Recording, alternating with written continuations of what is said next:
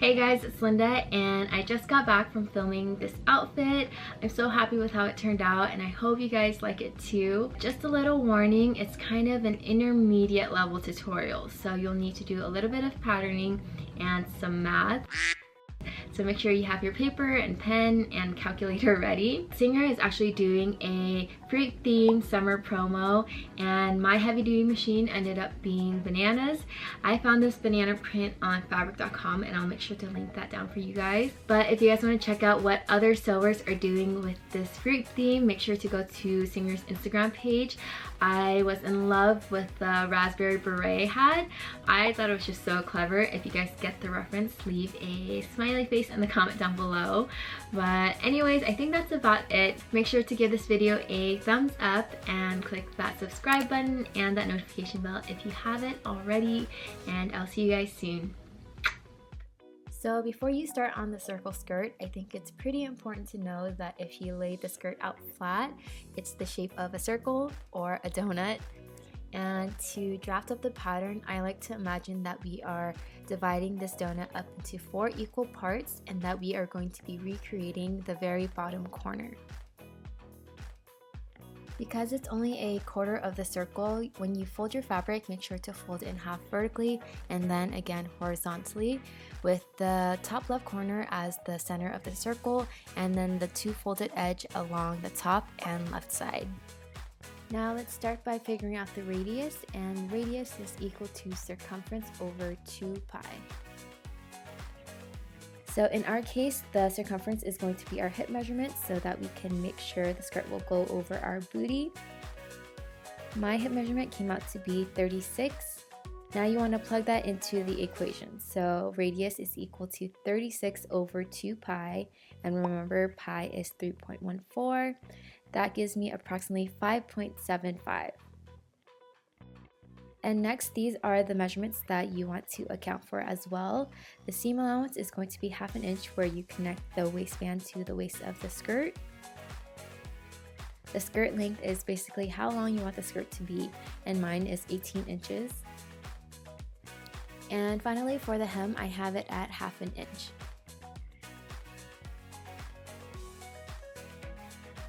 Then you want to take all of those measurements and plug it into these 2 equations.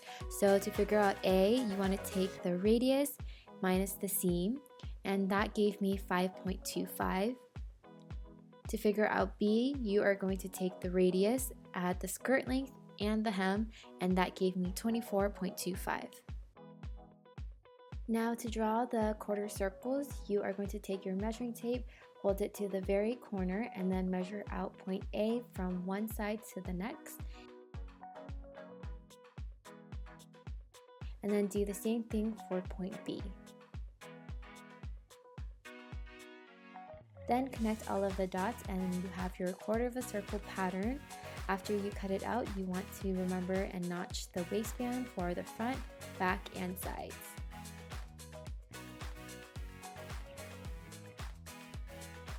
My fabric was a little bit too see-through, so I decided to add in a lining piece, and I did it the same way I patterned the banana fabric. I made my markings for A, and then for B, I had to shrink it a little bit just because the fabric wasn't as wide. Then you want to attach the 2, so lay them out with the banana fabric on top, match up all of the notches, and then sew a little bit under 1/2 inch all the way around. For the waistband measurements, take your hip measurement and add 1 inch for seam allowance. This will be the length. And then for the width, you are going to take the width of your elastic band, multiply that by 2 to account for the folds over, add 1/4 inch for some wiggle room, and then also add 1 inch for the seam allowance. And again, you can do it onto paper first or just do it directly onto the fabric like I did, but make sure everything is measured out correctly and that it's on grain. Fold the waistband in half right side to right side and sew up the seam. This will be the center back, and you also want to make notches for the front and sides. Lay the waistband on top of the skirt with the right sides touching, and then pin it together with all of the notches matching up. Take it to the sewing machine and sew a 1/2 inch allowance along that edge. To close up the waistband, you're going to fold down the raw edge 1/2 inch and make sure you're pressing it as you go so it's nice and flat. Then you want to fold the waistband in half so that that new folded edge is kind of passing up the stitch line just a little bit. That way when you stitch in the ditch from the outside, you're catching it on the inside. Sew all the way around, leaving about a 3-inch opening for the elastic, and this is what it should look like, where the stitch is right in between the waistband and skirt on the outside, and then it just barely catches the waistband on the inside. For the elastic band, wrap it around where you want the skirt to actually sit. Mine's going to be high-waisted, and then make sure you're pulling on the elastic so you are happy with the tension of it. Mark that point with a pin and then add in 1/2 inch for the overlap. Stick a safety pin onto one end of the elastic and then weave it through that opening. Once you have it all the way through, you can sew the two ends of the elastic together, and to finish it off, close up that opening along the waistband. For the hem, I like to fold it and press it down first. That way you prevent any weird waves when you are sewing. You want to do the same thing for the lining if you have one, and then you are basically done with the skirt. For the top, you can either trace an old shirt you have or drape it onto a dress form. I started with the front panel and traced around the bust area. I also added in a mini sweetheart and then made sure the bottom was even all the way around. You want to do the same thing for the side and also the back, but for the back I made it a little bit lower and I also extended it past the center back because I wanted to do a tie closure.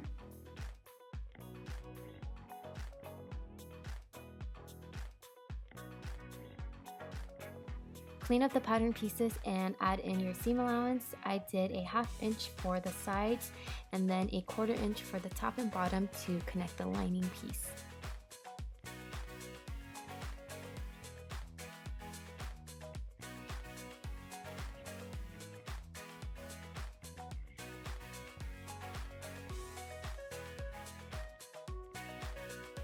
For the straps, measure out how long you want them to be. Mine was 20 inches, and then for the width, I made them 2 inches wide.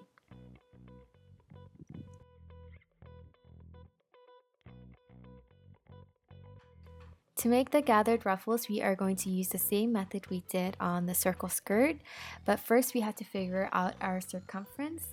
And right now the straps are at 20 inches long, and we want to take this number and multiply it by 1.5 to account for the extra fabric we are going to gather. This gives us 30 inches. Then you want to find the radius of 30, so 30 over 2 pi gives us approximately 5. Use this radius to create your circle, and this circle line is going to be the area that you are gathering. Then you want to figure out how wide you want the ruffles to be on top of the shoulder and at the base. So mine was 2.75 on top, and I drew a vertical line directly out of the circle, and then 1.25 at the bottom. Once you connect these edges, you basically have your pattern piece. The only thing was I didn't have that much of the banana fabric left, so I decided to cut this pattern piece in half and add a seam allowance on top. That way I could fit everything into my leftover fabric. Once you are all done with the patterning, you are ready to cut out the pieces. You'll need 2 of the front panel, 4 of the sides, 4 of the back, 2 straps, and then 4 of the ruffles. To make your life a little bit easier, fold the fabric piece in half and then use that folded edge for the center front line. Then for the rest of the pattern, once you cut out the double piece, they are going to be perfectly mirrored. Pin the bodice pieces together starting with the center front and the sides, and do this for both the outside and the lining fabric. Sew up a 1/2 inch seam allowance, and then you're going to do the same thing for the back panel pieces. Just attach them with pins and then sew them all up. Go in with a pair of scissors to cut little snippets along the curved seams, and this will help flatten it out when you are pressing it. For the ruffled pieces, you want to lay them right side to right side and then sew up that top seam. Then press out the outer edges and make sure you're folding it as you go. That way when you stitch it up, you get a nice clean hem finish.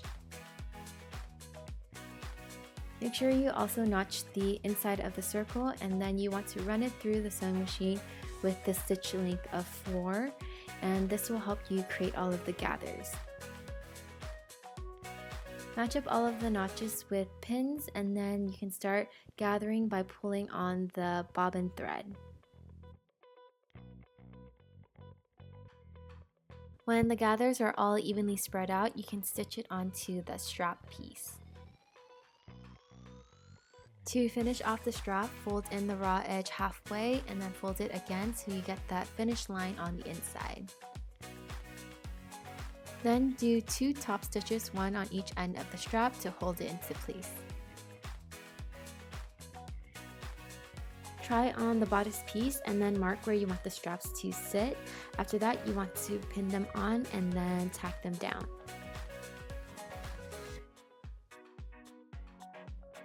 Fold the straps down and put the lining piece on top, right side to right side. Then you want to sew along this edge with a 1/4 inch.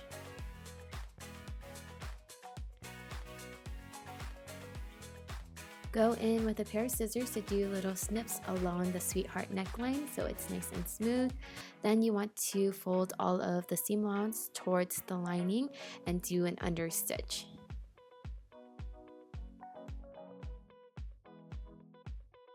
Match up the bottom portion and sew all the way across, but make sure to leave about a 4-inch opening to flip it right side out.